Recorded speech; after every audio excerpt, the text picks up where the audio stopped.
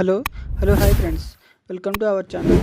నా వీడియో నచ్చితే లైక్ చేయండి, షేర్ చేయండి, సబ్స్క్రైబ్ చేయడం మాత్రం మర్చిపోకండి ఫ్రెండ్స్. చాలా కాలం తర్వాత తెలుగు సినిమా నుంచి వచ్చిన ఓ భారీ చిత్రం పాన్ ఇండియా సినిమాను రూల్ చేస్తుంది. మరి ఇండియన్ సినిమా తాలూకా గతిని మార్చింది మన తెలుగు సినిమానే కాగా, ఇప్పుడు ఆ పరంపర కొనసాగుతూ వెళ్ళడమే కాకుండా ఇతర ఇండస్ట్రీలలో కూడా పలు భారీ చిత్రాలకి భరోసా ఇచ్చింది మన తెలుగు సినిమానే.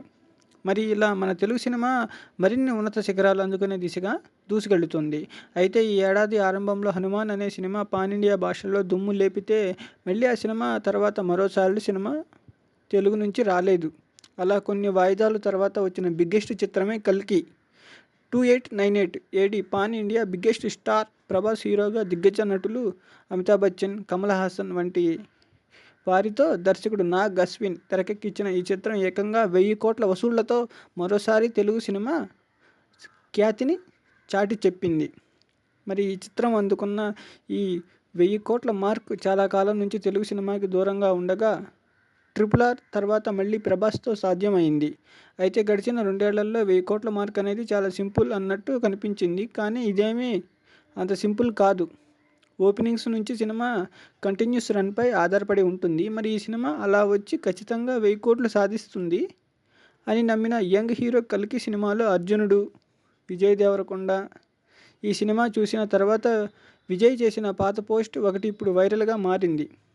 ఇప్పుడు సినిమా చూశాను, మాటలు లేవు, ఇండియన్ సినిమా దగ్గర అధ్యాయంకి తాళం తీర్చుకుంది. ఈ సినిమా 1000 కోట్లు సాధిస్తుంది అని ఆశిస్తున్నానని పోస్ట్ చేశాడు.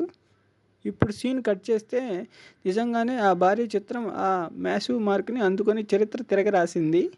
దీంతో కల్కి మన తెలుగు నుంచి మూడో 1000 కోట్ల గ్రాసర్గా నిలవగా, ఇండియన్ సినిమా నుంచి బాహుబలి 2, RRR, దంగల్, జవాన్, పఠాన్ సినిమాల తర్వాత నిలిచింది. మన పూర్తి రన్లో కల్కి ఎంతవరకు వసూళ్లు రాబడుతుంది అని అందరిలో ఆసక్తి నెలకొంది. కాగా ఈ భారీ ప్రాజెక్టులో విజయ్ దేవరకొండ సహా యువ హీరో దుల్కర్ సల్మాన్, మృణాల్ ఠాకూర్లు క్యామియో రోల్స్లో నటించగా, దీపికా పదుకొనె, దిశా పటానీలు లీడింగ్ లేడీస్గా కనిపించారు. అలాగే కీర్తి సురేష్ బుజ్జికి డబ్బింగ్ చెప్పింది.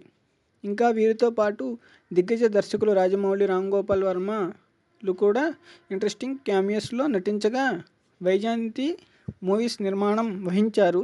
త్వరలోనే సీక్వెల్ని పట్టాలెక్కించనున్నారు. నా వీడియో నచ్చితే లైక్ చేయండి, షేర్ చేయండి, సబ్స్క్రైబ్ చేయడం మాత్రం మర్చిపోకండి ఫ్రెండ్స్.